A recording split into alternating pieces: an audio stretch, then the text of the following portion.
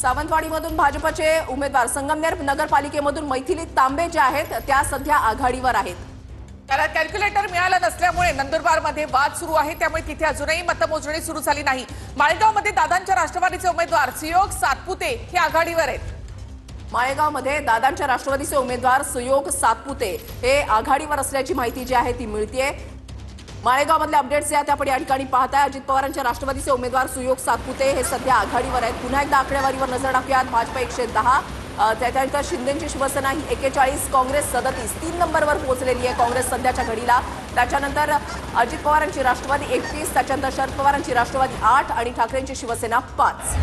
इथे आकडेवारी आपण इथे पाहतो। भाजप 110 जागांवर, इथे 112 जागांवर आता भाजप पोहोचलेली आहे, तर शिंदेची शिवसेना 41 आणि दादांची राष्ट्रवादी 31 जागांवर।